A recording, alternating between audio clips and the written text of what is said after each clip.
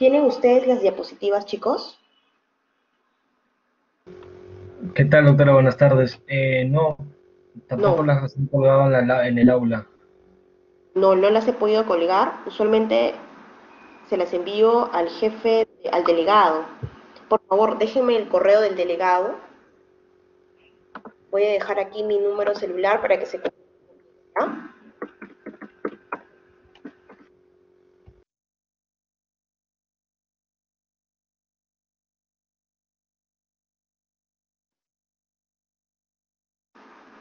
A veces se comunicaban conmigo días antes y yo les podía mandar, pero esta vez no he tenido la comunicación de nadie. La verdad, eh, estas diapositivas tienen bastante peso, motivo por el cual no les he podido mandar en el Blackboard. No los puedo colgar ahí. Muy bien, chicos. Bueno, buenas tardes ante todo. Ya creo que somos 11 los que estamos aquí. Faltan 20, faltan más de la mitad, pero vamos a dar inicio ya, porque es un tema bastante amplio. Ya, a ver, vamos a ver si está grabando. Sí, está grabando. Entonces, por si acaso, para que los que no puedan estar todavía. Quien les saluda es la doctora Sánchez, soy médico otorrinolaringóloga del Hospital Edgardo Rebagliati Martins, y el día de hoy vamos a tocar un tema muy importante, que es oído interno, laberinto posterior y vértigo. Todo eso tiene relación. Pero para empezar a hablar sobre este tema, tenemos nosotros que conocer qué es el equilibrio, ¿verdad? Bueno, primero, el equilibrio es una actividad refleja mediante el cual la persona, o sea, nosotros, podemos mantener una postura corporal con respecto a la gravedad y a la inercia, sin caernos. Las personas no nacemos con esta capacidad, la vamos adquiriendo. Y se vuelve una actividad refleja, porque para pararnos, para caminar, para saltar, para hacer alguna pirueta, no pensamos qué músculo debemos hacer o dónde debemos mirar. Es una actividad refleja automática.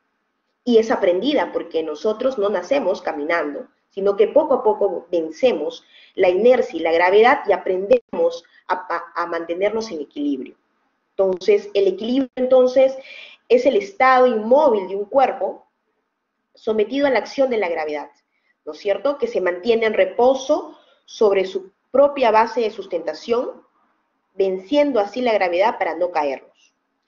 Esto puede ser el equilibrio, puede ser un equilibrio en reposo, por ejemplo, en estos momentos yo estoy sentada dictando la clase, o puede ser un equilibrio dinámico o movimiento, es decir, cuando me paro y me voy a mi cuarto o cuando me paro y me voy a trabajar caminando o al mercado, no me caigo al caminar, sigo la línea recta de la vereda y mantengo mi equilibrio dinámico también. El sistema del equilibrio va a informar a nuestro cerebro sobre nuestra orientación, ¿ya? Y los cambios de movimiento de la cabeza del cuerpo. Por eso es importante el sistema del equilibrio. ¿Quiénes forman el sistema de equilibrio? Pues lo vamos a ver acá. Son 3 órganos muy importantes. Uno de esos órganos es el oído. Entonces, con esta información que va a ser captada por el sistema del equilibrio, nuestro cerebro va a poder controlar. ¿Qué controla? El sistema de nuestros músculos, el sistema propioceptivo, ¿no? De nuestros músculos, ligamentos, para poder mantener la posición adecuada. Y también va a controlar el movimiento de nuestros ojos, para poder asegurar que nuestro campo visual esté siempre fijado en la retina y podamos entonces mantener una fijación de la mirada y no caernos, con el objetivo de mantener el equilibrio. Muy bien, sabiendo ya qué es el equilibrio, vamos a explicarles que nosotros en el oído interno, como pueden ver acá, ¿ven mi puntero, chicos? Sí, ¿no? ¿Se puede ver mi fletita? Pero Sí, sí se doctora, puede sí se ver. ve. Como ya nosotros sabemos, ustedes ya saben, tenemos 3 partes del oído, ¿no es cierto? El oído externo, el oído medio y el oído interno. El oído interno es lo que vamos a abarcar hoy, pero no todo el oído interno. Vamos a hablar sobre el laberinto posterior. ¿Y qué será el laberinto posterior?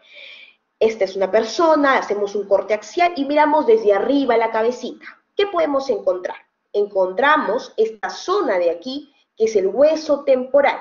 Miren, esto de aquí es el hueso temporal, y aquí está la porción petrosa del hueso temporal, la porción petrosa del hueso temporal. Dentro de la porción petrosa se encuentra este órgano muy importante, el oído interno, ¿no es cierto? El oído interno que tiene dos funciones. La cóclea, que tiene una función auditiva. La audición es aquí, recepcionada aquí en la cóclea. Y el laberinto posterior, porque se encuentra la parte posterior de la cabecita, que se encarga del equilibrio, de mantener el equilibrio. Hoy día vamos a hablar de esta parte, del laberinto posterior. ¿Y qué vemos aquí? Vemos un vestíbulo y los 3 canales semicirculares, ¿no? Con un nervio que sale también de esta parte. Hay un nervio que sale de la cóclea, de la parte auditiva, pero también hay otros nervios o fibras nerviosas que salen del oído del laberinto posterior. Ambas fibras formarán, ¿no?, las fibras tanto auditivas como las fibras del equilibrio, que se llama nervio vestibular, formarán entonces juntas el nervio vestíbulo coclear. Por eso se llama vestíbulo coclear, equilibrio y audición del octavo par craneal. Entonces, el sistema vestibular periférico está compuesto por esto. En primer lugar, conductos semicirculares. Segundo lugar, el vestíbulo. Y en tercer lugar, el nervio vestibular. Todo esto es lo que vamos a hablar hoy. Cualquier lesión orgánica que pueda dañar alguna estructura de esta parte, anatómicamente hablando, nos causará un daño periférico, un vértigo periférico, un daño del sistema vestibular periférico. ¿Por qué periférico? Es decir, que hay un sistema vestibular central, sí. Sí, doctores, el sistema vestibular central es lo que continúa. Las fibras no se quedan en el nervio vestibular, sino que van a viajar hacia el cerebro. Esa parte, ya esas conexiones cerebrales serán parte del sistema vestibular central. Ya no periférico, central. Recordemos ahora la parte del oído, porque para poder entender este capítulo debemos recordar que el oído interno, todo en su totalidad, no es que esté separado, nosotros lo separamos, pero anatómicamente hablando, por dentro, ¿no es cierto?, tiene un laberinto, está compuesto por un laberinto óseo, que es lo marroncito, que es su hueso, y por dentro, esa cobertura de hueso, está el laberinto membranoso, ¿no es cierto?, que consiste en un sistema cerrado de comunicaciones, de ductos y sacos, que no solamente están en la parte del equilibrio, sino que se intercomunican, aquí miren cómo se intercomunican con la parte auditiva. Es por eso que algunas veces, cuando tenemos daño aquí, en la parte del laberinto posterior, también vamos a tener paralelamente un daño en el laberinto anterior, por la cercanía y por esta anatomía.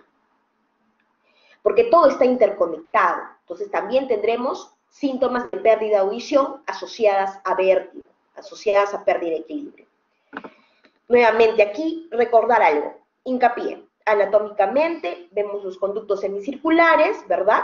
Los 3 conductos semicirculares, aquí vemos el utrículo, aquí vemos el sáculo, y esto de aquí es un conducto. Este conducto es muy importante, se llama conducto endolinfático, que drena ¿dónde? El saco endolinfático. ¿A nivel dónde? Miren aquí, a nivel de las subaracnoides. A veces este lado se puede haber obstruido, dañado, obstruido. Entonces creará un aumento de líquido de aquí, de la endolinfa. Todo lo que está dentro del laberinto membranoso se llama endolinfa. Todo lo que está por fuera del laberinto, aquí lo marroncito que está en el laberinto óseo, se llamará perilinfa. Perilinfa, donde estoy ahora, endolinfa. Entonces, si hay una obstrucción aquí, que aumentará lo celestito, ¿verdad? Que se llama la endolinfa. Habrá una hipertensión endolinfática, lo que se conocerá más adelante como hidrosis endolinfática. ¿Ya? Recuerden esto, por favor. También recordar la distribución de estos canales semicirculares. Miren la distribución de estos canales semicirculares, ¿no? Son semicírculos que terminan en una boquita ancha, que se llama ampolla. Miren, acá hay una ampolla, otra ampolla, otra ampolla. Tienen un brazo anterior, un brazo posterior. Algunos brazos terminan directamente en el vestíbulo, otros brazos terminan en la ampolla, ¿verdad? El otro extremo termina en una ampolla, y el anterior con el posterior tienen un acabado común, formando un ángulo de 90 grados. Esta tiene una disposición, esa disposición que tienen los conductos semicirculares es tan sabia, el cuerpo humano es tan sabia que ha dado esa anatomía específicamente para poder captar los movimientos de cabeza.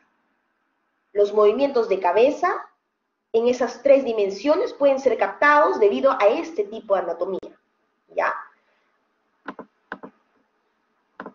Acá lo vemos mejor, ¿verdad? ¿Y por qué? Miren aquí, nuevamente vamos a recordar este nuevo corte, estos canales semicirculares, semicírculos, porque son semicírculos, como le dice mismo su nombre, que están llenos de hueso y adentro tiene el laberinto membranoso y dentro del laberinto membranoso tiene la endolinfa, ¿no es cierto? Tendrá un canal semicircular superior, que será perpendicular al eje del peñasco. Este es el eje del peñasco. Un posterior formando 90 grados con el superior, o el conducto semicircular anterior o superior, 90 grados, y este posterior será paralelo al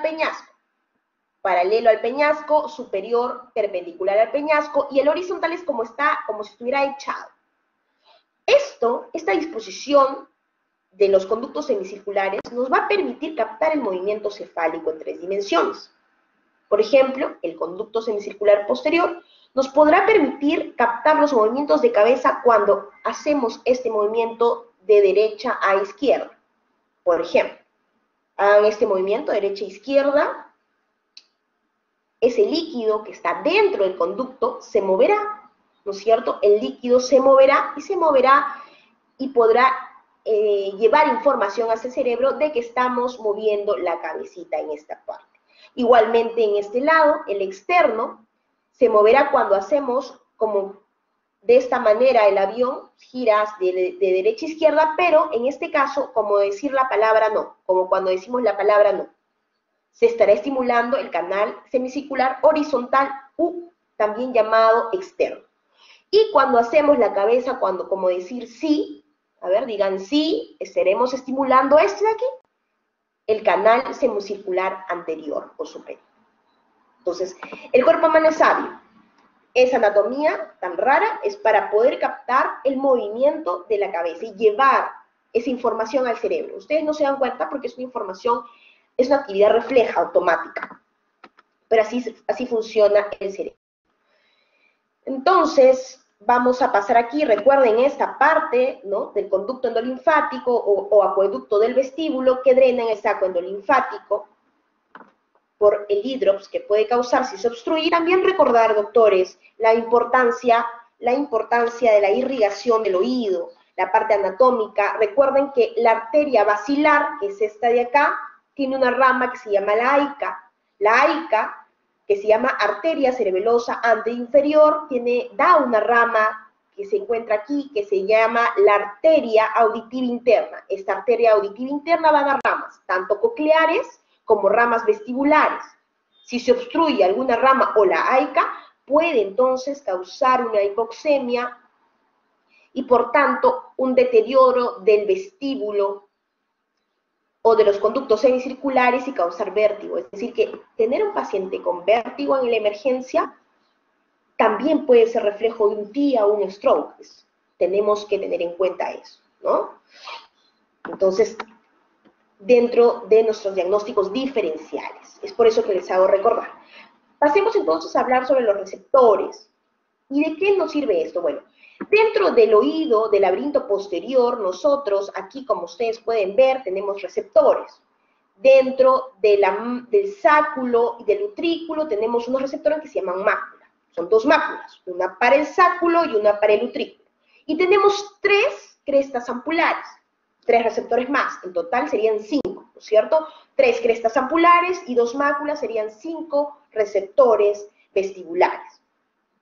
En cada cresta ampular, en cada ampolla, en ese ensanchamiento de cada semicírculo, de cada conducto semicircular había un ensanchamiento, y ese ensanchamiento, dentro de ese ensanchamiento, está la cresta ampular, que en este caso son los receptores vestibulares, son los que captan. ¿Y qué contienen estos receptores? Miren, doctores, miren aquí. Este es el vestíbulo, ¿no es cierto? Entonces, en el vestíbulo, que está el utrículo y el sáculo, vamos a agrandarlo. La flecha verde nos indica que está la mácula. Esta mácula consiste en múltiples células ciliadas que se encuentran revestidas dentro de una membrana gelatinosa, de una matriz gelatinosa, pero esa es la característica del sáculo y el utrículo, es decir, de la mácula, del sáculo y el utrículo, que aquí hay carbonatos o cristales de carbonato de calcio, llamados también otoconias, llamados también otolitos. Están aquí. Que cada vez que nosotros movamos la cabeza o tengamos una posición, es decir, ejemplo, me agacho hacia adelante a recoger un papel, todas estas piedrecitas por gravedad se dispararán hacia adelante, por tanto se moverán hacia adelante y toda esta matriz gelatinosa se moverá con las piedrecillas. Entonces, estas células ciliadas también se moverán. Es muy fácil. Las células ciliadas son los receptores vestibulares. ¿Captan qué? El movimiento. ¿El movimiento? ¿De qué? Del cuerpo. Y envían simplemente la señal hacia el nervio vestibular. Esta es la dendrita vestibular y envían la información. Envían. Igualmente, ¿qué tenemos aquí en las ampollas de los conductos semicirculares? Agrandamos la imagen. Tenemos nuevamente aquí células ciliadas. Pero la anatomía es un poquito diferente. Son células ciliadas que están distribuidas dentro de una matriz gelatinosa que tiene forma de cúpula. Y no hay otolitos acá, no hay aquí piedritas, solamente es una sustancia gelatinosa en forma de cúpula, que se encuentra aquí en la ampolla y que cada vez que hay un movimiento o giro de cabeza, inmediatamente se va a mover, se va a estimular esta ampolla, se moverá la endolinfa y por tanto se moverá la perilinfa, se moverá la endolinfa y entonces habrá un movimiento de estos pelillos, que son las células ciliadas. Eso es muy importante. Cada movimiento ciliar, entonces, será importante para la excitación o para enviar la información hacia el nervio vestibular. Son las dendritas del nervio vestibular, ¿correcto? Enviarán tanto la información al cerebro. Por aquí, ¿no? Vemos aquí, este es el ganglio de Scarpa, donde están las somas, esta es la parte de la dendrita, y luego enviarán por su axón hacia el tronco encefálico, donde se encuentran los núcleos vestibulares. Este nervio es el nervio de primer orden, del nervio de la secuencia vestibular, el primer orden, el nervio vestibular, ¿correcto? Nuevamente una imagen.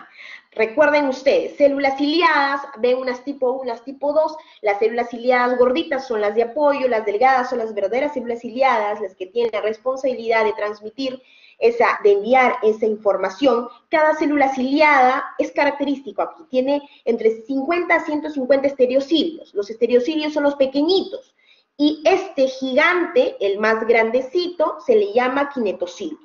¿Y por qué es tan importante esto? Es importante porque el kinetocilio es el dominante, el grande, y cada vez que hay un movimiento que se dirija hacia el kinetocilio, habrá una despolarización. Habrá un potencial de acción. Cuando el movimiento se dirija, por ejemplo, en este caso hacia el lado izquierdo, se irá en contra del kinetocilio, entonces habrá una hiperpolarización y no se podrá enviar una señal, no habrá información que se envíe al cerebro. Solamente cuando ocurra una despolarización, los cilios, la señal los cilios se tienen que mover hacia el kinetocilio, ¿correcto? Muy bien, vamos a ver aquí más adelante. Bueno, muy bien, entonces aquí vemos como la cresta ampular tiene la forma de cúpula nuevamente, ¿verdad? Son células ciliadas las dos. Aquí vemos histológicamente, igual son células ciliadas, la única diferencia, doctores, es que una tiene piedritas arriba y la otra no, y tiene forma de cúpula. Pero las dos son células ciliadas que cada vez que se muevan, pues enviarán la información de movimiento hacia el cerebro.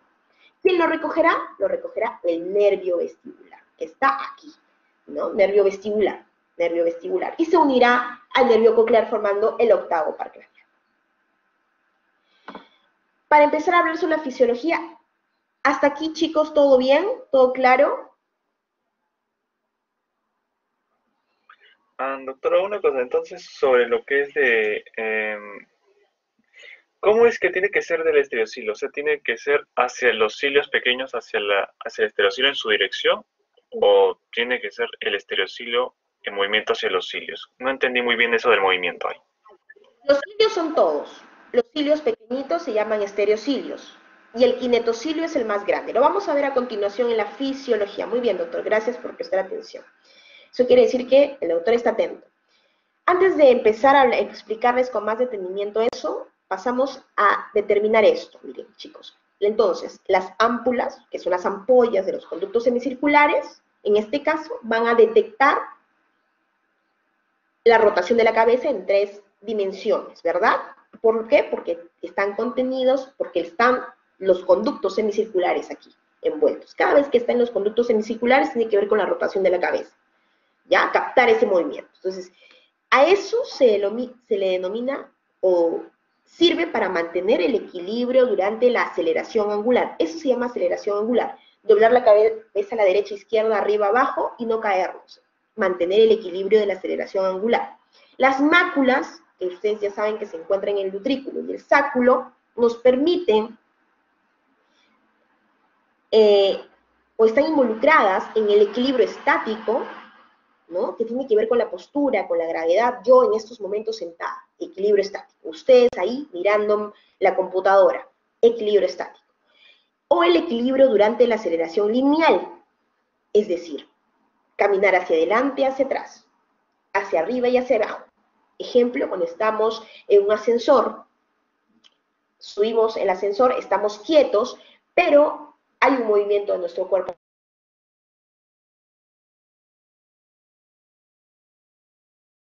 En una montaña rusa, también la caída, esa es captada por las máculas, el utrículo específicamente, ¿ya? Lineal, hacia adelante, hacia atrás, derecha, izquierda al caminar, y también hacia arriba y hacia abajo. De eso se encargan las máculas. Eso se llama aceleración lineal, para mantener el equilibrio de aceleración lineal. Vamos a pasar entonces a explicarles un poquito más a detalle lo que ocurre con nuestra célula ciliada. Que vean esta característica. La célula ciliada tiene muchos cilios, este de aquí se llama kinetocilios, perdón, se llaman estereocilios, estos pequeñitos, y el kinetocilio es este grandote que está aquí, el más grande es el kinetocilio. Entonces, tienen que saber ustedes que aquí, en el ápice de la célula ciliada, hay receptores, ¿ya? Son receptores de potasio, pero son receptores mecánicos, y como toda célula, ustedes saben que la endolinfa que está alrededor de aquí está llena de potasio, ¿no es cierto? La endolinfa está llena de potasio, por tanto que hay mucho potasio.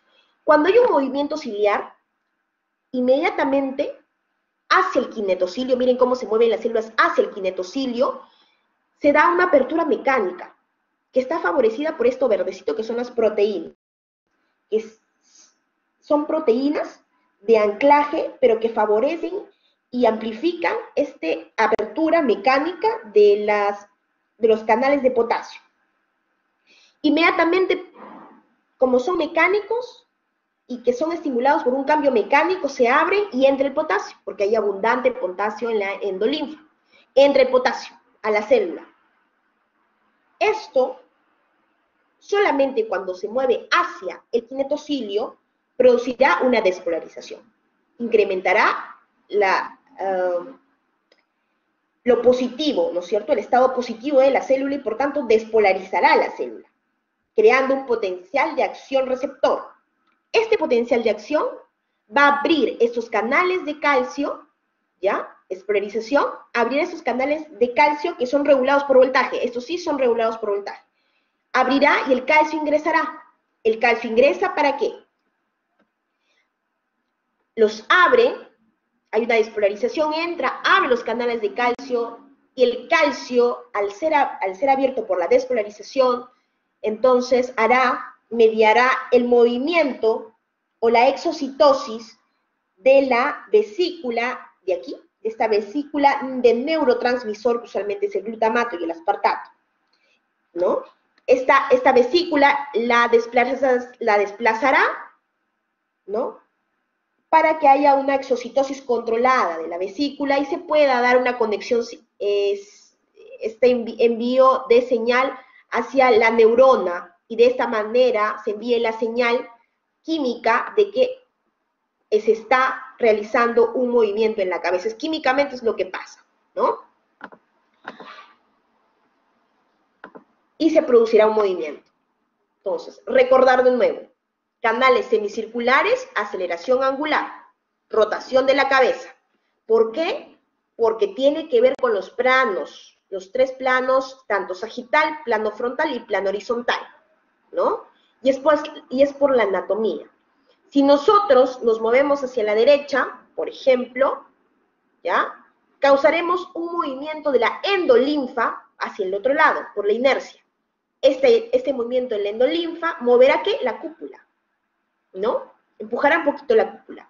Y se moverá entonces las células ciliadas, provocando una excitación y una señal que será enviada, en este caso, esta señal de estímulo será enviada hacia el nervio vestibular y esto al cerebro. De nuevo, estamos aquí en la cresta ampular. Nuestro paciente está echado en la camilla, nosotros estamos por atrás del paciente, mirando su cabecita, su cabello, este es su nariz, él está echado. Le pedimos al paciente que mueva la cabeza hacia la derecha. Por inercia, ¿no es cierto? La endolinfa se moverá hacia el otro lado. La endolinfa moverá, miren aquí cómo mueve por dentro la cúpula, hacia el otro lado también, pese a que es un movimiento derecho.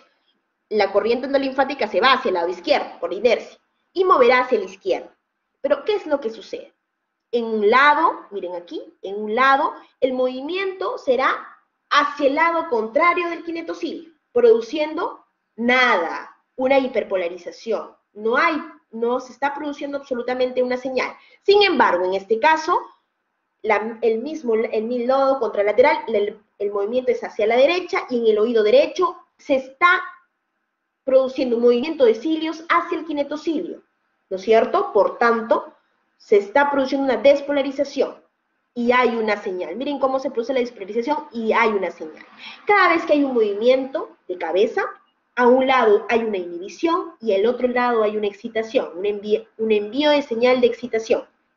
Esto significa que la señal que envía el cerebro es, por si acaso, la cabeza en estos momentos se está moviendo hacia la derecha. Y inmediatamente el cuerpo enviará señales para mantener el equilibrio del cuerpo, ya sea con los músculos extraoculares, etc. ¿Ya? Entonces, es la señal que se está enviando de movimiento. Es así como trabaja el oído en este caso. De igual manera, en el otro lado, movimiento hacia el lado izquierdo, corriente endolinfática se mueve por inercia hacia el otro lado. Miren cómo se mueve aquí las ámpulas. En este caso, como es el lado izquierdo, en este caso sí se mueve hacia el kinetocilio, por tanto se da una despolarización. Sin embargo, en el otro oído, no, se mueve hacia el lado contrario del kinetocilio, hay una hiperpolarización y por tanto no se envía señal. Esto hay una señal de inhibición. La señal que está enviando el cerebro, por tanto, solamente se activa del lado izquierdo. ¿Por qué? Porque es hacia donde se está moviendo el oído.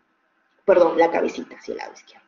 Siempre uno se activa y otro se inhibe para poder enviar la señal, ¿no es cierto?, de movimiento hacia el cerebro. Es así como nos comunicamos con nuestro sistema nervioso central. El utrículo es lo mismo.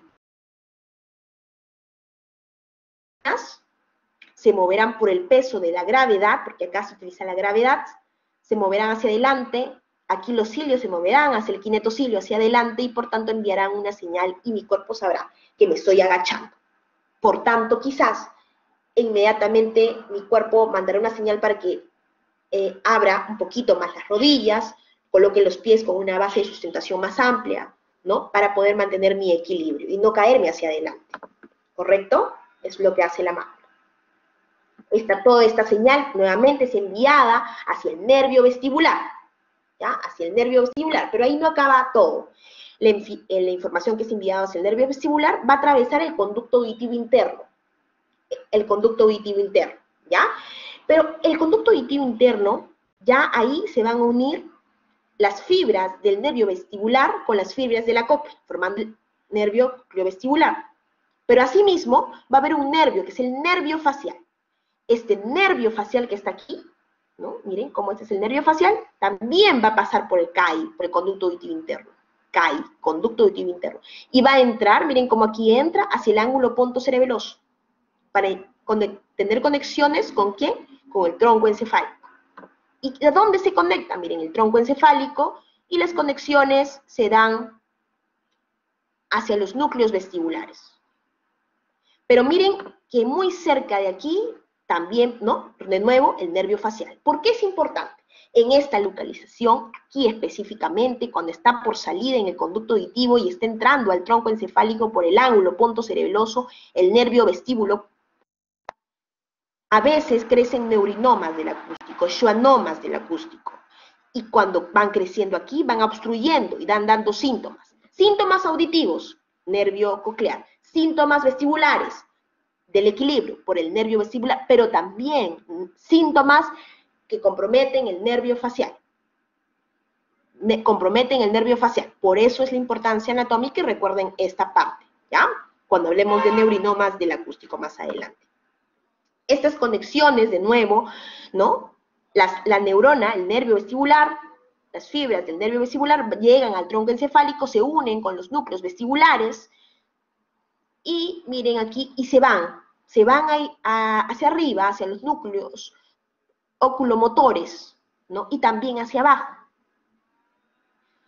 Es decir, se interconectan con los ojos y con la parte del sistema propioceptivo, del sistema músculo-esquelético para mantener la postura, ¿no? Para poder mantener la postura de las piernas, del cuello, etcétera, y para poder mantener el equilibrio. Es decir, que es importante la parte propioceptiva, el sistema musculoesquelético, como también los ojos en mantener el equilibrio, porque hay una interconexión. Y no solamente eso, la interconexión. Es muy importante saber que el oído interno llega a las fibras aferentes al núcleo vestibular, ¿no? Llegan las fibras hacia el núcleo vestibular, pero hay una sinapsis también con el cerebelo, hay una interconexión con el cerebelo, con la sustancia reticular, hay una interconexión con los núcleos oculomotores y con todo lo que tiene que ver con el sistema musculoesquelético, coordinado. Y también hay aferencias y eferencias nerviosas. Es un sistema bastante complejo, pero lo importante es que sepan, a grosso modo, que el equilibrio, entonces, no solamente es el oído, sino que hay otros órganos involucrados en el equilibrio. Uno de ellos es el sistema vestibular, ¿cierto? Que ya sabemos que puede ser periférico y central. Pero el periférico estará solamente compuesto por la parte de los receptores que se encuentran en los 3 canales semicirculares, ¿no es cierto? En cada oído serían 6, más el utrículo y el sáculo, que en cada oído tiene 2, un utrículo y un sáculo, serían 5 en cada lado, serían 10 receptores en total, y el nervio vestibular. Todo esto conforma, hasta aquí, hasta donde está la línea amarilla, conforma el sistema vestibular periférico. De aquí en adelante, cualquier daño estructural, anatómico, orgánico, lo tendrá que ver el neurólogo. El equilibrio también lo maneja el neurólogo. Nosotros manejamos alguna pérdida de equilibrio si está afectado entonces el oído interno, el laberinto posterior y el nervio vestibular.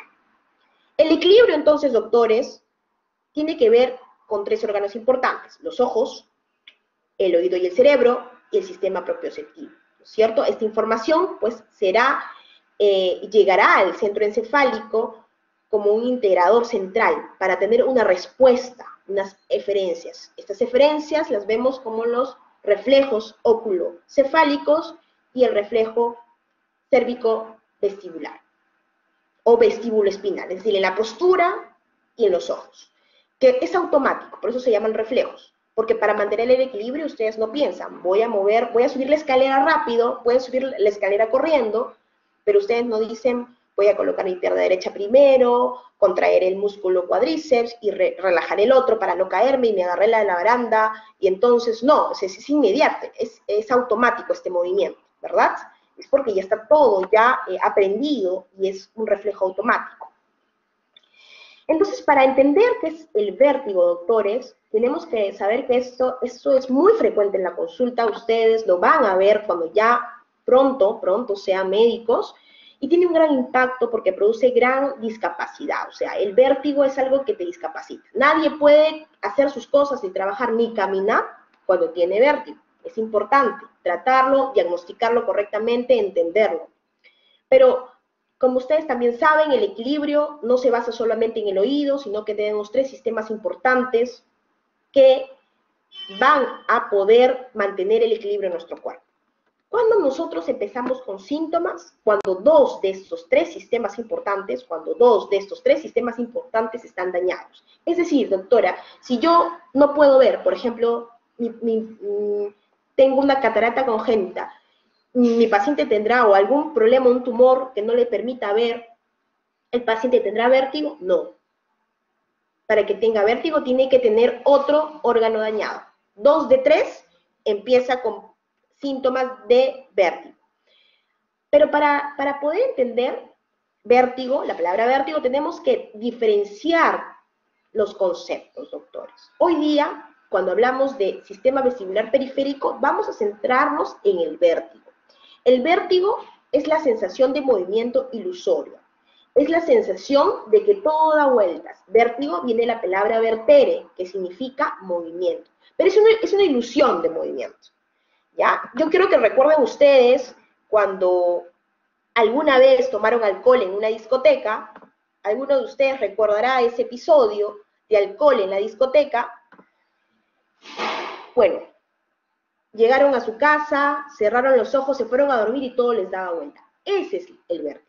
Es la sensación ilusoria de movimiento, que ustedes se pueden mover o las cosas alrededor se mueven. ¿Ya? Mientras que el mareo es solamente una sensación de flotación, de aturdimiento. Y el desequilibrio o la inestabilidad es cuando la paciente nos dice que está sentada y se va mucho hacia la derecha o mucho hacia la izquierda. O cuando está caminando y siente que su cuerpo se va hacia la derecha. Le preguntamos nuevamente, señora, ¿usted tendrá la sensación que todas las cosas se mueven? No, solamente siento que mi cuerpo no lo puedo dominar bien. Entonces, ¿por qué es importante descartar esto? Porque, por ejemplo, un mareo no lo dará un problema en el oído. Lo puede dar desde una crisis hipoglicémica, una hipoglicemia, una alteración metabólica, una alteración electrolítica en el cuerpo. Una inestabilidad, un desequilibrio, lo podrá dar un problema crónico o un problema en el sistema nervioso central. Cuando hablamos de vértigo, tenemos que poner atención que esto sí puede ser por causa del oído. Por eso es aquí mi importancia. Diagnostiquen primero vértigo. Para poder diagnosticarnos, tenemos que saber qué es el vértigo. Entonces, cuando la paciente nos diga, doctora, tengo sensación de que todo gira, giro de cabeza, giro de cuerpo, movimiento ilusorio del cuerpo, sin que se estuviese moviendo, ¿no? Porque la realidad no es que las cosas se estén moviendo. Eso es vértigo. ¿Ya, doctores? Pasamos. ¿Qué debemos de tener en cuenta cuando vamos a la consulta? Que el paciente nos dice, nos cuenta, tenemos que preguntar, ¿y cómo es?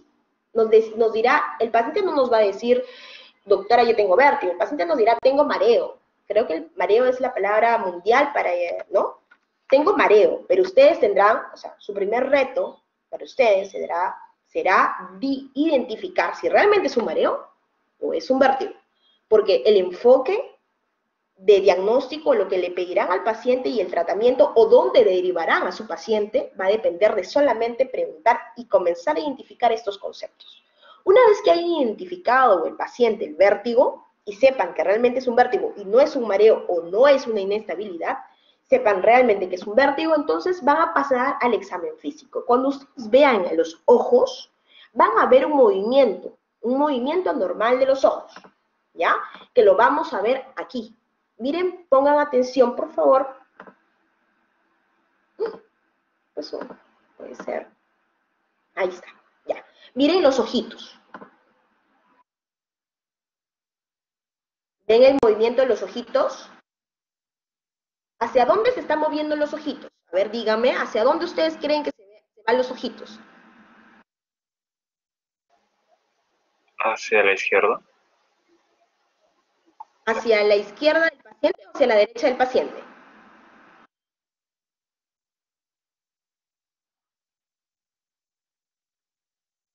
Hacia la derecha Mueve el ojito. Hacia la derecha del paciente. Muy bien. Y hacia nuestra izquierda, ¿verdad? Hacia mi mano izquierda, pero hacia la derecha del paciente. Entonces, el nistagmus, doctores, tiene 2 fases. una fase lenta y una fase rápida, ¿ya? Porque el ojito se mueve así, tú regresas. La fase rápida es donde nosotros identificamos o toma el nombre del nistagmo, es lo que más se ve. La fase lenta no se puede identificar clínicamente, es la fase rápida la que vemos. Por eso doctora se va a la derecha, pero no solamente es a la derecha, es un movimiento derecha, izquierda, y vuelve, derecha, izquierda, es así. Fase rápida, fase lenta, fase rápida a la derecha, fase lenta a la izquierda. ¿Ya? La fase rápida será, se le denominará, o se podrá, tomará el nombre del nistagmus. En este caso es un nistagmus derecho, nistagmus a la derecha del paciente, siempre tomando en cuenta el paciente. Y la fase lenta estará en el lado izquierdo. Sin embargo, cuando es periférico, como en este caso, ¿ya? Recordar que si es un nistagmus a la derecha, el daño está contralateral. El oído enfermo probablemente sea el oído izquierdo, cuando hablamos de periféricos. ¿Qué significa, doctora, periférico? Ya me perdí. Periférico significa que el daño tiene que estar en el oído interno, en el laberinto posterior o en el nervio vestibular. Solamente en esa zona. Si es periférico, entonces el oído dañado será el oído contralateral. Es decir, si el nistagmus bate hacia la derecha en la fase rápida, el daño sabemos que está en el lado izquierdo. Doctor, ¿y por qué? Porque si fuera este un nistagmus central, el daño estaría en el mismo lado donde bate la lesión. Y usted me preguntará, ¿y cómo voy a identificar? Cuando yo veo los ojitos, solamente veo que bate el ojito, ¿no? Se mueve el ojito involuntariamente. Bueno, es que existen muchas formas, tanto la clínica, el tiempo, la duración, hay que preguntar qué signos asociados tiene este paciente y hay que complementar con un examen neurológico, ¿ya? Para poder identificar. ¿Qué vamos a identificar? Si es central o es periférico. Esa es nuestra segunda función. Sabemos que es vértigo.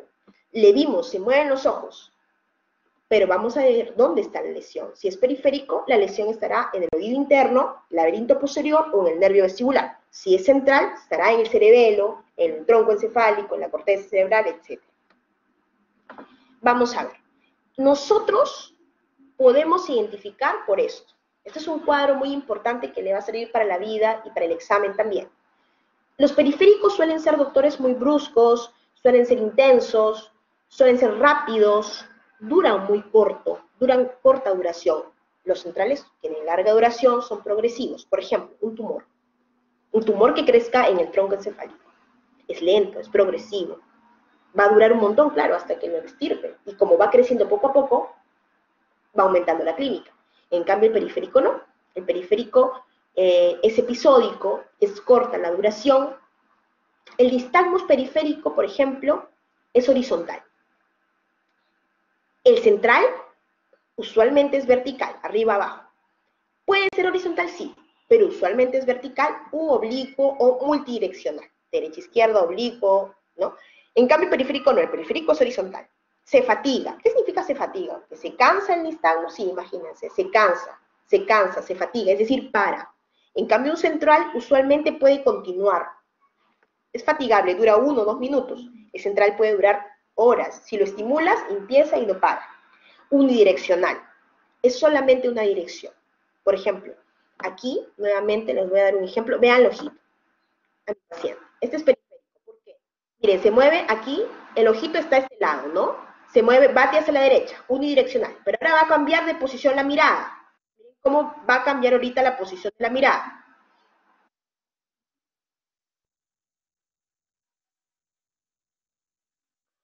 Un ratito, ahí está, cambia de posición la mirada, ¿ven? ¿Vieron cómo giró la mirada? Pero ¿hacia dónde sigue batiendo? Sigue batiendo hacia el lado derecho. Así, mire, le digo que mire para abajo y sigue batiendo hacia el lado derecho. ¿Ya? Es unidireccional. Y siempre la lesión va a estar al lado contrario de la lesión. Diferente del central. El central es vertical usualmente, puede ser también horizontal, pero es vertical.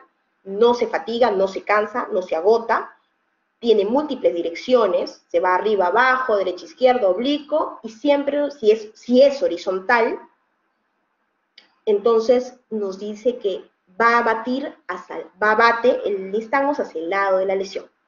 El periférico está acompañado de síntomas audiológicos. ¿Por qué? Porque recuerden que está involucrado el oído interno. Y quizá hay un daño ahí, a veces se asocia el daño y puede comprometer la cóclea. Entonces va a estar asociado con hipoacusia, con tinnitus, con plenitud aural, con sensación de oído tapado, con acúfenos. El central no tiene nada que ver con la parte audiológica, pero sí tiene que estar relacionado con otros nervios de pares craneales porque va a estar en el cerebro, va a estar arriba, ¿no es cierto? Entonces, si hay un tumor que aplastará el trigémino, quizás aplaste los oculomotores, habrá compromiso de afasia, quizás un Babinski positivo por compromiso de primera neurona, ¿no? Del área motora, compromiso de otros pares craneales, va a haber pérdida del conocimiento, o sea, van a haber signos de compromiso de otros nervios. Síndromes neurovegetativos, y esto sí, quiero que recuerden, náuseas y vómitos. Cuando ustedes vean a un paciente que viene por vértigo, se mueven los ojos, tiene nistagmus y se acompaña de náuseas y vómitos, es muy probable que sea periférico. O sea, aunque venga vomitando y ustedes digan qué grave que está porque está nauseoso y vomitando, probablemente no sea del cerebro, probablemente sea de un daño del oído interno, ¿ya? Cuando es central, no se presenta usualmente. Miren, doctores, aquí quiero que veamos ahora nuevamente este nistagmus periférico. Presten atención a mi paciente. ¿Hacia dónde bate el ojito? A ver, de nuevo, voy a poner, a ver, ¿hacia dónde bate el ojito? ¿Hacia la derecha de la paciente o hacia la izquierda del paciente?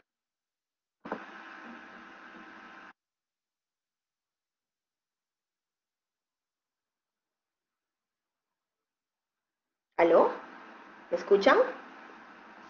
Sí, pero pareciera multidireccional. Es a la izquierda, pareciera. Direccional, no es direccional. A la izquierda, muy bien, a la izquierda de mi paciente. Bate a la izquierda, pero como es periférico, yo sé que la lesión es al lado derecho. ¿Ya? La fase rápida es al lado izquierdo, pero la lesión se va en la fase lenta, o sea, lado contralateral. Miren, quiero que vean ahora sí unos nistagmus de tipo central. Miren cómo bate tan desorganizadamente mi ojo. Puede batir oblicuamente, miren, arriba, abajo. No hay un orden, es multidireccional. ¿Ven? Ese es un nistagmus multidireccional. Aquí también. Miren cómo es diferencia el lado derecho del lado izquierdo. ¿Ven cómo bate el ojo totalmente desorganizado? Miren, un nistagmus vertical. Qué lindo, ¿ven? Arriba, abajo. Tienen que ser muy juiciosos cuando hagan su examen. Miren este de aquí nomás. Arriba, abajo, arriba, abajo. Este de aquí. Este ojito cómo bate de arriba abajo. De nuevo, vamos a ver. Miren, el vertical. Sean juiciosos. ¿Ven los ojitos? Cómo bate el vertical, arriba abajo. Ese es un nistagmus central. Miren aquí, cómo bate este ojito. Este no bate, pero este sí. Y ya, ahí debe haber un tumor. Algo que solamente está afectando ese lado, ¿no? Central. Está en el cerebro eso. ¿Ven? O desorganizadamente, ¿no? Como estaba aquí. Miren cómo bate este ojito. Oblicuo, acá vertical. Esto es multidireccional. Esto es un nistagmus central. ¿Ya, chicos? Muy bien. ¿Qué otros exámenes nos pueden determinar el examen vestibular para poder determinar si es periférico o central? Nos basamos en exámenes neurológicos que ustedes ya los han visto. Yo esto sí les pido que los lean con detenimiento y que lo hagan en la práctica, lo van a ver en la práctica o lo van a recordar en neurología, porque, ¿ya? Pero es básicamente los hallazgos que van a encontrar de estos exámenes que ustedes ya conocen. Y vamos a hablar de una prueba que se llama el HINTS, que eso le va a servir a ustedes para la vida. El HINTS también es un examen físico, un examen vestibular, pero es una combinación de tres cosas. Se llama Head Input Test, Nistagmus y Test de Skin. Estos son los hallazgos, ¿ya? Hallazgos, si es que sale periférico, estos son los hallazgos. Y si es central, estos son los hallazgos de cada uno, ¿ya? Pero miren, quiero que vean acá. Empezamos. El test de impulso cefálico o el Head Input Test. Movemos la cabeza derecha, izquierda. Miren, como aquí, ¿ven? ¿Vieron cómo el ojito de pronto se movió con toda la cabeza y retorna? Ya, eso es una sacada y eso no es normal. Cuando ustedes muevan sus ojitos, y eso lo van a probar cuando ustedes terminen la clase y se vayan al baño, véanse al espejo, muevan su ojo a la derecha, muevan su cabeza a la derecha. Van a ver que el ojo siempre va a permanecer fijo en la mitad en la mitad, en un punto fijo, no se va a mover. Cuando ustedes muevan la cabeza a la derecha y a la izquierda, la tendencia es que el ojo se quede en un punto fijo, en el medio, no viaja con la cabeza. En este caso sí, le pedimos al paciente que mire un punto fijo, pero cuando lo movemos, se viaja, se va con toda la cabecita, eso está mal, ¿ya? Esto es una sacada, y usualmente esta sacada correctiva, porque es como que regresa el ojo correctivamente, lo encontramos en periféricos, ¿ya? Cuando no encontramos esto, un BOR conservado, podríamos tener sospecha que es un central. Cuando encontramos, ven, esta sacada, este retorno del ojito al medio, es un periférico. Luego también tenemos el nistagmus. Observar simplemente el nistagmus y ver qué características tiene. En este caso ya las hemos visto, ¿verdad? Ya lo sabemos. Es siempre a una dirección, bate horizontalmente. Y luego, después de eso, lo que hacen es taparle un ojo. Puede ser con la mano o con algún papelito. Y miren, quiero que vean lo que encuentran. Miren cómo tapo un ojo y el otro. Y miren cómo veo que este cae. ¿Ven cómo cae este ojito? Este no. Pero miren cómo va. Y eso se llama desviación oblicua o test de skew. ¿Ven cómo cae el ojo? De nuevo. Un momentito, por favor, chicos. Discúlpenme.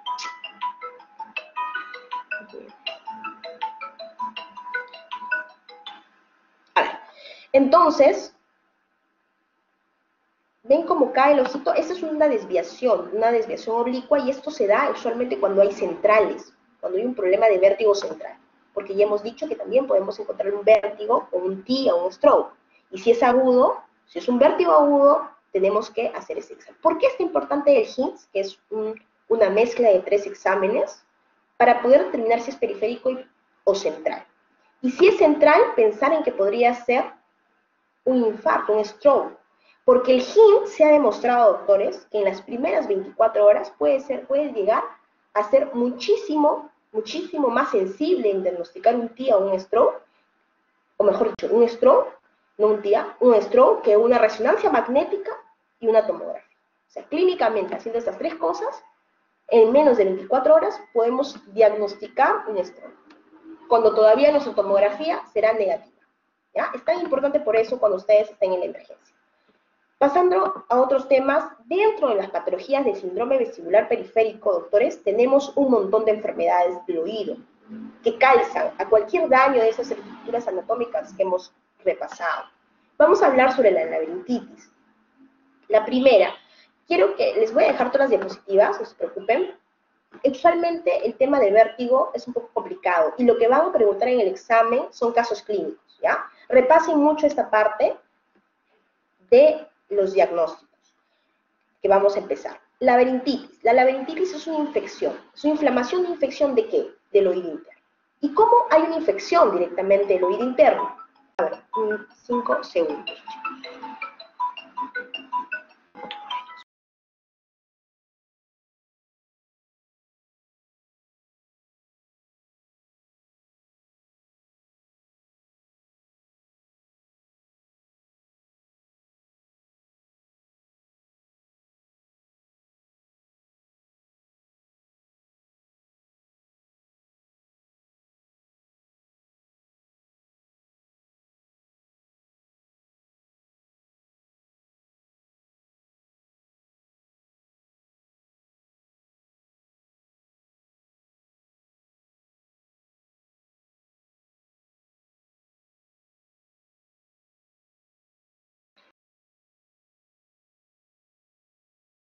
¿Me escuchan? ¿Me escuchan, chicos? Sí, doctora. Sí, doctora. ¿Aló? Gracias. Entonces, empecemos a hablar sobre la laberintitis. La laberintitis es una infección o una inflamación del oído interno, ¿cierto? Del oído interno y del laberinto posterior. Porque el laberinto posterior, es decir, los conductos semicirculares, el vestíbulo, son los que están infectados o inflamados. ¿Quién puede infectarlos? Puede ser una bacteria y un virus. ¿Y cómo llegarán hacia ahí? ¿Cómo llega un virus tan adentro, en un lugar tan aséptico? Puede llegar de 2 maneras. Una, mediante una meningoencefalitis. Un niño tiene una meningoencefalitis, entonces ahí nomás recuerden que está la base, está el hueso temporal, ¿no es cierto? La porción petrosa, y cuando esta infección es muy grande, puede haber una osteomielitis y por conducción, simplemente no por cercanía, inflamar también el oído interno, por dentro, cuando hay una meningoencefalitis. Una de las complicaciones de la meningoencefalitis, aparte de la laberintitis, es que después del proceso de laberintitis, osifica todo el oído interno, es terrible, lo osifica, el paciente pierde totalmente la audición, se queda sordo, con una sordera neurosensorial. Pero el punto es el siguiente, ¿no? Aquí una laberintitis, una meningoencefalitis te puede causar una infección, sí, de oído. Otra opción sería que la bacteria entre por fuera. ¿Y cómo? Ustedes dirán, si acá hay una membrana timpánica. Exacto, cuando no hay la membrana timpánica, o sea, cuando hay una perforación timpánica.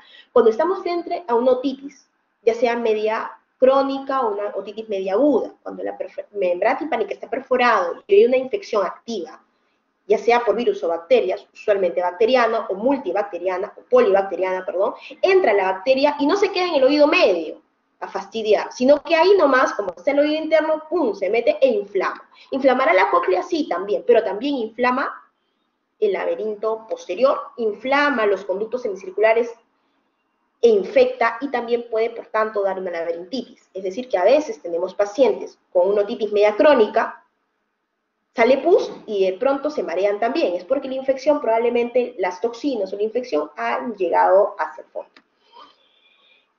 El colesteatoma, si ya han tocado el tema, rápidamente lo resumo, ¿no es cierto? Es un tumor, no es un pseudotumor, es una colección de células epiteliales con una actividad proteolítica, una actividad de enzimas proteolíticas que por tanto destruye el hueso, se lo come. Tum, tum, tum, tum. A veces, el colesteatoma puede estar en la caja timpánica, crecer tanto que llega a estar muy cerca a los conductos semicirculares, especialmente el superior o el externo, y lo horadan, se lo comen también, se comen ¿qué?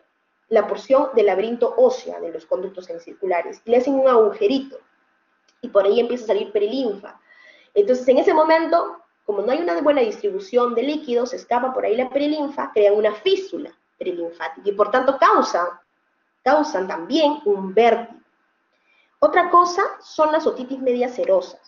Es decir, en otitis virales, solamente cuando la membrana timpánica, otitis medias serosas que no son virales, otitis medias serosas, ya saben que es una otitis media serosa, es una difusión ¿no es cierto? Es una fusión líquido en la caja timpánica, sin infección, sin fiebre, sin otorrea, sin perforación, que da simplemente un poquito de hipoacusia. Esa fusión a veces tienen toxinas. ¿Ya? Se han hecho cultivos, antes se pensaban que eran asépticos, pero se han hecho cultivos y a veces hay sustancias bacterianas que no logran crear enfermedad, se quedan ahí estáticas. Bueno, esas pueden producir toxinas, y estas toxinas pueden dañar también, sin ser pus, pueden dañar esas toxinas el oído interno. Otitis virales, vesículas herpéticas, infecciones virales, el virus le encanta meterse especialmente al nervio, y infectar y reinfectar varias veces la zona del oído también. Entonces, todo lo que pueda dañar el oído, que esté muy cerca y que se meta al oído interno, específicamente dañe el laberinto posterior, causará vértigo, ¿ya? Esa es la laberintitis. Entonces, si es una causa infecciosa o inflamatoria, ¿cuál será nuestro tratamiento? El tratamiento será, tenemos que curar la infección, ¿no es cierto? Tenemos que curar la infección. Obviamente dando antivirales o, en la mayoría de casos, antibacterianos. ¿Qué encontraremos en el examen? Bueno, encontraremos una pérdida auditiva, porque habrá probablemente un problema de otitis media crónica, ¿no es cierto? Una otitis media crónica, un colesteatoma y una perforación siempre se asocia con otitis medias crónicas, y recuerden que la otitis media crónica, al ser una enfermedad de oído medio, da hipoacusias conductivas. Pero también puede ser un colesteatoma que esté entrando al oído interno y comiéndose el conducto semicircular, molestando ahí, comiéndose, deteriorando el oído interno. Entonces ya no será solamente un colesteatoma en la caja timpánica, sino que estará en el oído medio y en el oído interno, dañando oído medio, oído interno. Entonces será una mixta. Pero si ya solamente la infección daña o las bacterias se van e infectan totalmente el oído interno, ya será una hipoacusia de tipo neurosensorial. ¿no? El signo de la fístula ya saben que es cuando el paciente pues tiene un antecedente de colesteatoma y se comió el huesito del conducto semicircular creando una fístula perilinfática y también causando este tipo de laberintitis. Signo de la fístula, el paciente hace valsalva y empieza a marearse, es un signo también. Signo de la fístula. En la tomografía, obviamente, hay que sacar una tomografía porque veremos en la infección. Si hay un colesteatoma, si hay pus, veremos las estructuras por dentro del oído. La enfermedad Meniere, recuerden lo que les dije al inicio de la clase, quiero que recuerden el laberinto membranoso, la perilinfa y las conexiones en circuito cerrado de sacos y conductos que tienen y que se drenan, ¿dónde? En el conducto endolinfático, en el saco endolinfático, ¿verdad? Cuando se obstruye, ¿qué pasa? Empieza a hincharse, miren, esto es lo normal, y esto es un hidrops endolinfático, se los presento. Empieza a hincharse, hincharse, hincharse, y a dañar las estructuras. Romperá quizás partes del laberinto membranoso, pero recuerden que dentro del laberinto membranoso, ¿qué están? Los receptores. Dentro del laberinto membranoso están los receptores del equilibrio. Entonces, el paciente terminará dañándose estas células ciliadas, no solamente las células ciliadas del laberinto posterior, o sea, de la ampolla, del utrículo, el sáculo, sino también dañarán las estructuras ciliadas que se encuentran en la cóclea, el órgano de Corti. Por tanto, el paciente terminará teniendo tanto problemas auditivos como también vértigo. En esta enfermedad es importante destacar algo, que es la triada. Cuando le venga esta enfermedad de hidrops endolinfático, hidrops, porque es hipertensión endolinfática, tienen que pensar en esta triada: acúfenos, hipoacusia o vértigo. Acúfenos, que lo pueden describir en la historia clínica o el caso clínico del examen como tinnitus, o les pueden decir zumbido de oídos. Hipoacusia, que se lo pueden describir como oído tapado, que se lo pueden describir como plenitud aural. Y el vértigo, que lo pueden describir incluso como pérdida del equilibrio también. Pero ustedes saben que esa pérdida de equilibrio es un vértigo exactamente, porque calza en una enfermedad del sistema vestibular periférico que hemos visto. Esta triada siempre la encuentran en la enfermedad de Meniere, pero esto no es, tiene una característica en el tiempo. Es paroxístico, es fluctuante, es episódica, es decir, que el paciente puede tener un episodio cada mes o cada 3 meses. El paciente tiene la crisis, usualmente hay pródromos como una sensación de oído tapado, una plenitud aural, y luego, a los 2 días o en horas, el paciente empieza el vértigo, y empieza que inmediatamente toda la audición baja. Y zumba el oído, zumba el oído. Y luego, cuando pasa esta crisis de hidrops y vuelve a lo normal, vuelve así, a lo normal, los síntomas se van. Eso se llaman signos fluctuantes. Cuando vean la palabra fluctuante, recurrente, es así, paroxístico porque es de inmediato, y fluctuante es porque vienen por crisis. Es decir, tiene la crisis, tiene los síntomas, pasa la crisis, pasa el hidrops y ya está totalmente el paciente normal. Es decir, ya no tiene acúfenos, ya no tiene escucha normal, ya no tiene baja auditiva, etc. Tenemos que diferenciar 2 conceptos importantes. Una cosa es el síndrome de Meniere y una cosa es la enfermedad de Meniere, ¿ya? El síndrome de Meniere es todo síndrome, todo paciente que viene con esta triada: acúfenos, hipoacusia y vértigo. La enfermedad de Meniere es cuando hay criterios para diagnosticar la enfermedad de Meniere, ¿ya?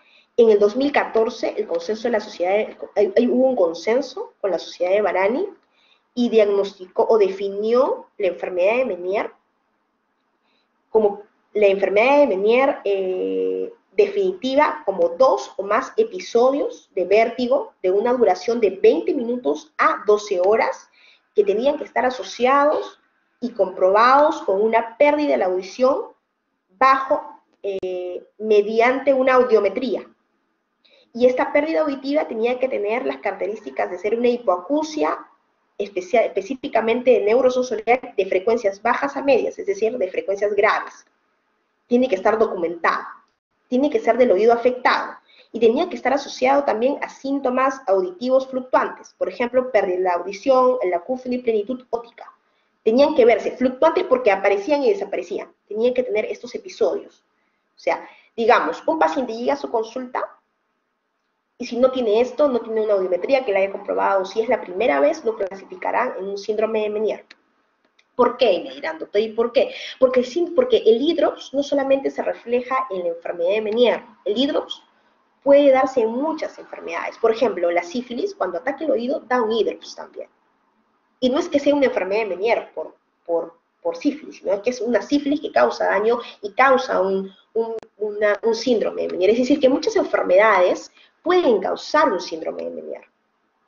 Pero la enfermedad de Meniere es exactamente cuando cumple estos criterios que les he mencionado y, lo más importante, otras causas de enfermedad están excluidas. Cuando excluyamos todas las causas posibles y no encontremos ninguna causa, recién lo denominaremos enfermedad de Meniere. ¿Ya? Muy bien. Ese concepto ya está ahí. Entonces, recuerden la triada, recuerden lo fluctuante, recuerden que este paciente tiene el episodio de la crisis, tiene una hipoacusia de tipo neurosensorial, de frecuencias graves, y que luego de la crisis recupera totalmente la audición. Entonces, si le preguntan, tengo un paciente que recupera la audición, y tuvo vértigo, y tuvo acúfenos, pero recuperó la audición después, es un síndrome de Meniere, ¿no es cierto? Porque recupera, es fluctuante, y luego quizás dentro de 3 meses va a volver a tener otro episodio, y luego estará normal el paciente, luego de 3 meses más tendrá otro episodio, y así será. La enfermedad de Meniere siempre va a continuar, y cuando se diagnostica la enfermedad de Meniere, no tiene cura, por si acaso. El paciente va a vivir así por muchos años. Puede tener una crisis, y luego no tenerla hasta el próximo mes, o no tenerla después de 3 meses, o hasta dentro de 5 a 10 años también. Es así como actúa el Meniere. Pero ¿qué vamos a encontrar? Netamente, como ya sabemos, porque ataca básicamente al oído interno, vamos a tener, la otoscopía será normal porque no hay infección, ¿verdad? Es el hidrops nada más. La acumetría nos dirá que es una hipoacusia neurosensorial. La audiometría también será una hipoacusia neurosensorial de oído afectado y de frecuencia graves. Recuerden eso. Y el resto entonces será normal. El neurológico normal, y el examen vestibular habrá una hipofunción del oído afectado. Lógico, el laberinto posterior está afectado, ¿no? Entonces, tener en cuenta. El tratamiento básicamente es la betistina, podemos darle diuréticos, podemos darle infiltración de corticoides, podemos infiltrar gentamicina cuando es muy grave, y si ya no sé nada de eso, pasaremos a tratamiento quirúrgico. Es muy raro, pero el drenaje de saco endolinfático se podría hacer, sería una opción. Vértigo posicional paroxístico benigno, pregunta muy frecuente en el examen y lo más frecuente que le va a venir cuando tengan un paciente de vértigo en la consulta, para ustedes, para su conocimiento. El vértigo posicional paroxístico benigno, también conocido como BPPB, por favor, con sus siglas, BPPB, consiste, ¿no?, en que ¿se acuerdan ustedes? A ver, recordar anatomía, porque ya la hemos hecho. En el utrículo está la mácula. En la mácula hay piedrecillas. Los otolitos son las otoconias. Cuando estas otoconias que estaban en el utrículo, no en el sacro, en el utrículo, se salen de su lugar, ya sea de manera espontánea o posterior a un golpe, un TEC, ¿ya? Hay muchas causas también, otras causas, pero usualmente es espontáneo, posterior a un TEC, salen de su lugar, se desprenden esas otoconias y se van a viajar a molestar aquí a los conductos, se meten a los conductos semicirculares, se meten ahí los conductos semicirculares. En ese momento se desencadena esto, un vértigo posicional paroxístico benigno. Cada vez que, ¿y cuál será la clínica? Si la piedrecita se ha metido acá al canal semicircular, cada vez que ustedes hagan un movimiento de cabeza en cualquiera de las 3 dimensiones, el paciente tendrá vértigo.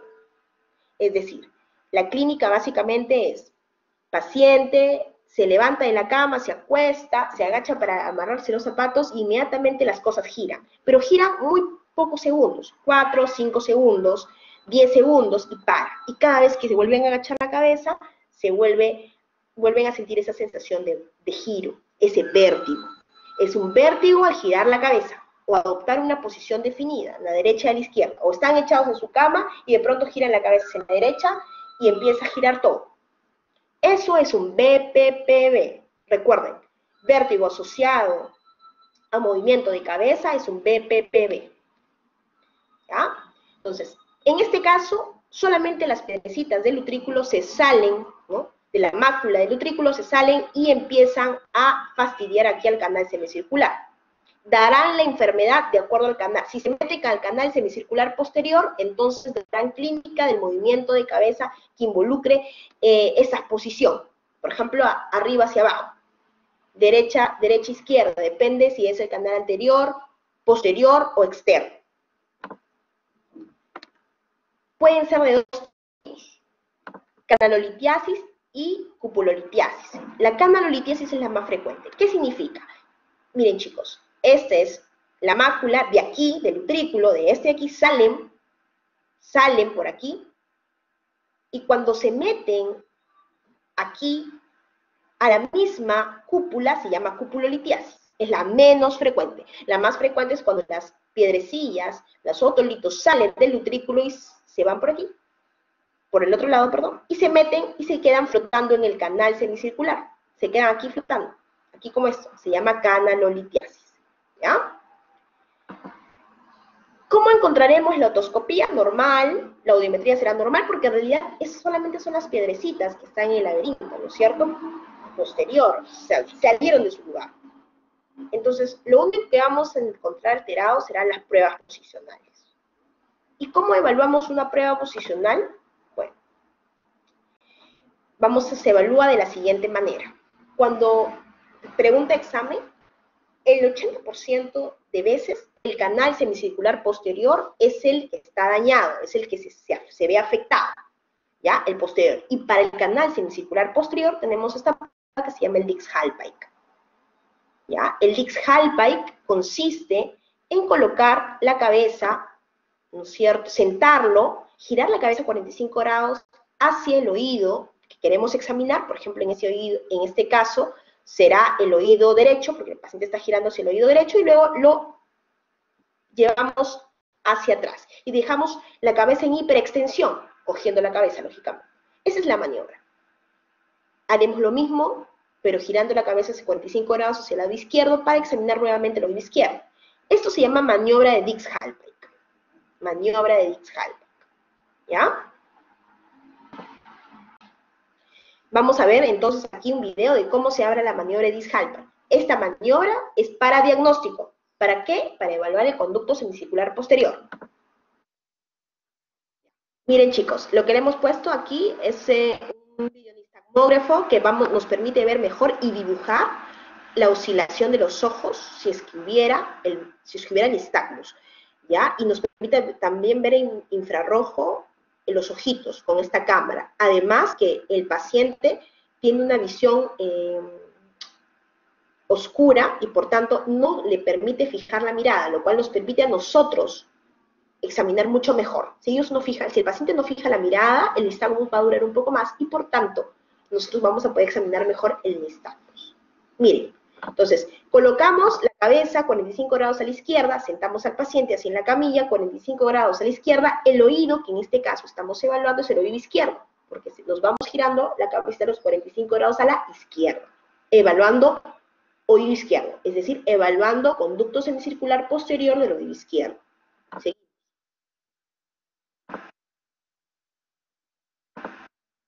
Y lo giramos hacia atrás. ¿Ven cómo dejamos caer la cabeza en hiperextensión? La cabeza no está en el aire, y pasa unos segundos, que se llama periodo de latencia, característico de los nistagmus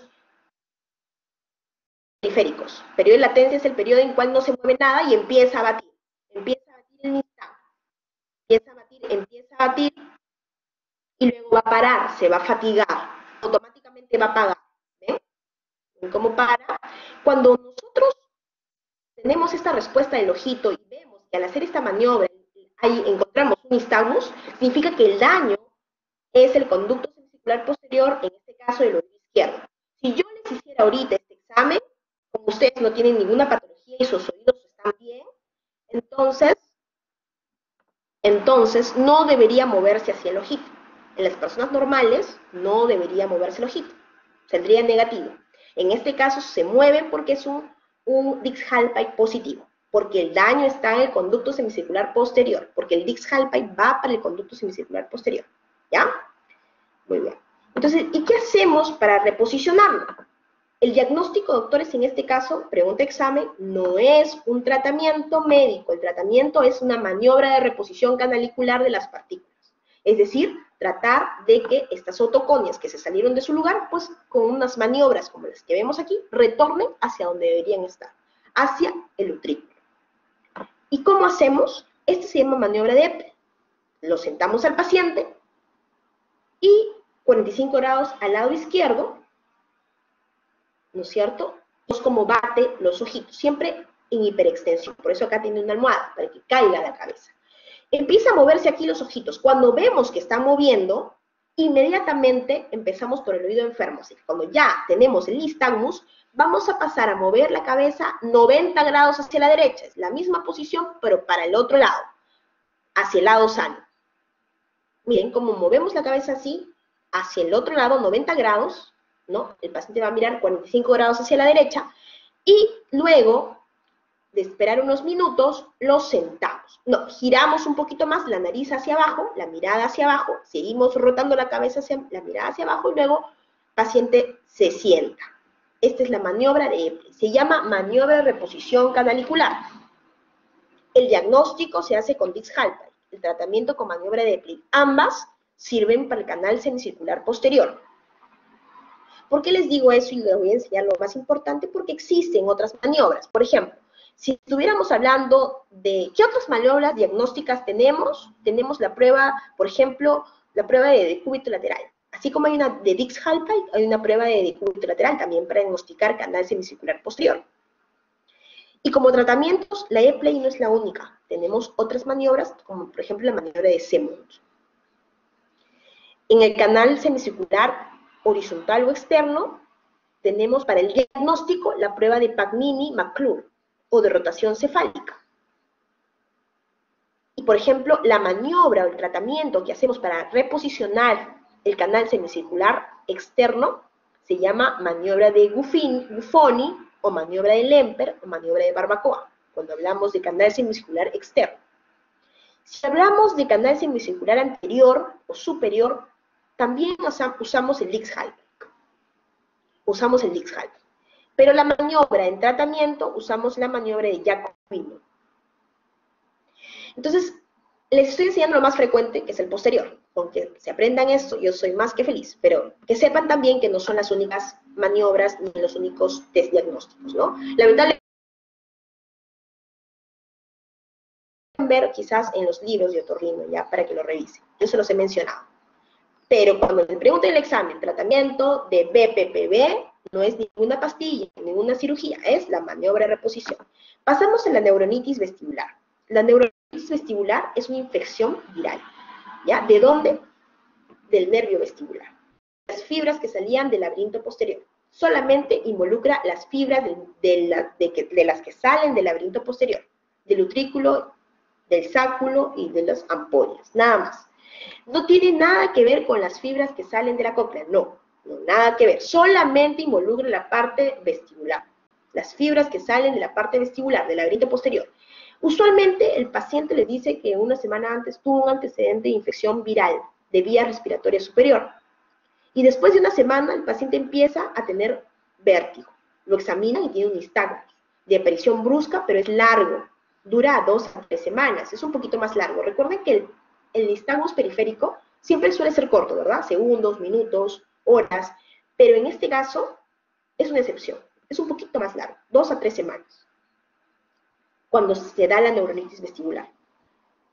Nos puede, por ejemplo, en este caso, hacer confundir con un stroke, por ejemplo, ¿no? Pero hay que ser muy insidiosos en la clínica y luego en los exámenes. Y también hacer el hint para poder diagnosticar.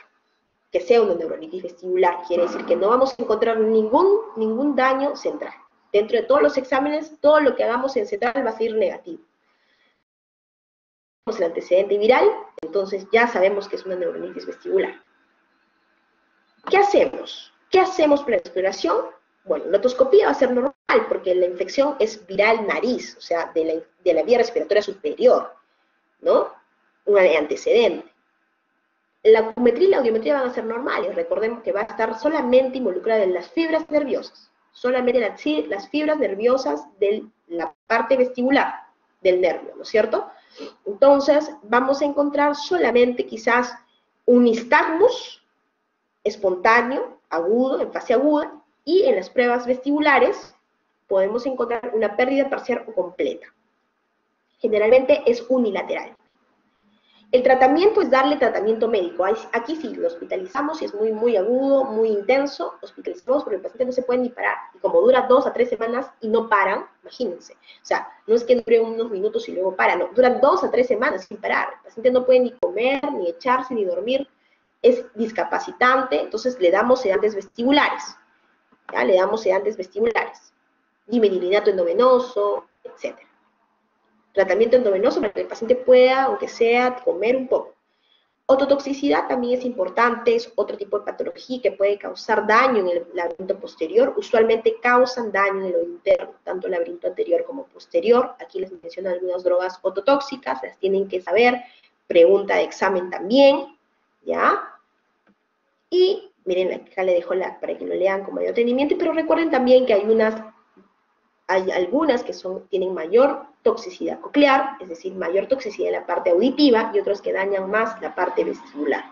¿Ya? Tener mucho en cuenta. Ahora que hemos estado con el COVID dando tanta quinina, y la hidroxicloroquina y la acitromicina, pues son totalmente dañinos. Recuerden también el mecanismo de ototoxicidad. Alguna vez preguntaron en el examen, se los dejo aquí como resumen. Y vamos a pasar aquí, miren, a una foto de cómo queda las células ciliadas cuando hay un daño por ototoxicidad. Y vamos a pasar al tema del neurinoma del acústico. El neurinoma del acústico, schwannoma del acústico, neurinoma vestibular, usualmente unilateral. Miren aquí, yo les decía, presten atención mucho en la parte del inicio, ¿no? En la anatomía, lo importante que es nuestra anatomía, porque aquí, exactamente en el ángulo punto cerebeloso, se puede empezar el crecimiento de estas células de Schwann. Las células de Schwann, recuerden, son las que cubren el nervio, protegen el nervio, ¿no es cierto? Que dan la mielina, y a veces pues empiezan a crearse una neoplasia a este nivel, entonces se comprimen las fibras por dentro y van a ocasionar una lesión tanto del nervio vestibular como del nervio coclear. Pero como ahí nomás está el nervio facial, también puede involucrar el nervio facial. Y recuerden esto, que es el signo de Hitzelberger. El signo de Hitzelberger promete, es una hiperestesia o una hipoestesia a veces de la pared posterior-superior del conducto auditivo.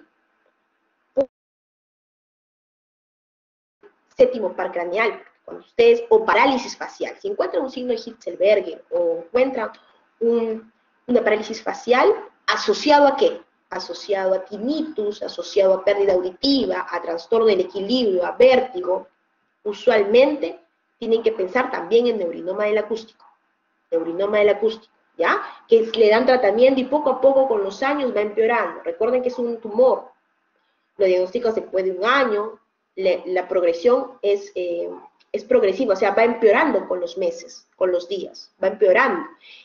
En cambio, el síndrome de Meniere, que también puede tener hipoacusia, tinnitus, vértigo, es fluctuante, aparece y desaparece.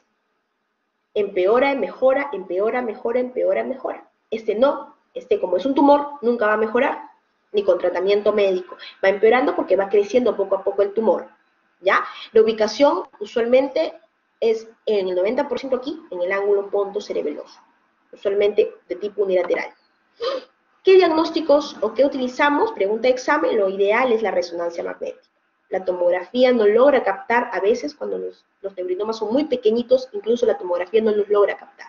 La resonancia sí, Vamos a ver pérdida auditiva de tipo neurosensorial, claro, de tipo neurosensorial porque estamos hablando aquí del nervio, ¿no es cierto? Unilateral, usualmente, y el resto va a estar bien, la otoscopía va a estar bien, el oído medio va a estar bien. Pero mira acá cómo se capta, aquí, contraste, la lesión. Estos son bien grandes, pero no, una más acá en tomografía también se podría observar. Pero lo ideal siempre es hacer una resonancia magnética, por favor, apunten, pregunta examen, ¿ya? Resonancia magnética. La TAC sí es importante, pero la resonancia magnética es lo ideal. El tratamiento siempre es quirúrgico, Gamma Knife es una opción. Este es un resumen, chicos, para que lean un poco más sobre tengan más claro cuál es la diferencia, y eso pues usualmente viene como caso clínico, como preguntas en el examen. ¿Alguna otra? Acá les dejo también algunas preguntas, por ejemplo, ¿no? A ver, un paciente refiere mareo al levantarse o al acostarse en la cama. ¿Qué será? ¿Cuál será el diagnóstico ahí?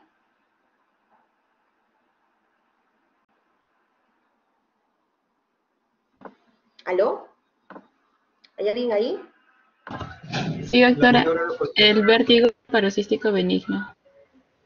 Muy bien, entonces ya saben cuál es el tratamiento. Ya les dicen cuál es el tratamiento. Será una maniobra de rehabilitación vestibular, ¿no es cierto? Cuando hablamos de BPPV, las medicinas no funcionan. Tienen que reposicionar esas piedritas en su lugar. Otro caso. Se presenta a la consulta un paciente de 42 años de edad, mujer, con crisis de vértigo acompañado, vértigo, 1, acompañada de sensación de oído tapado, hipoacusia, 2. Al interrogatorio refiere presentar que estos vértigos en forma esporádica, o sea, como que de vez en cuando tiene vértigo, y en una oportunidad un episodio de hipoacusia súbita, recuperando la audición. ¿Qué nos puede causar una pérdida auditiva que recupere la audición y que sea recurrente, fluctuante? ¿Qué cosa? ¿Qué enfermedad podría ser eso? Recuerden que esta enfermedad puede dar también a mujeres, actualmente en la edad de 30 a 40 años. ¿Qué enfermedad sería?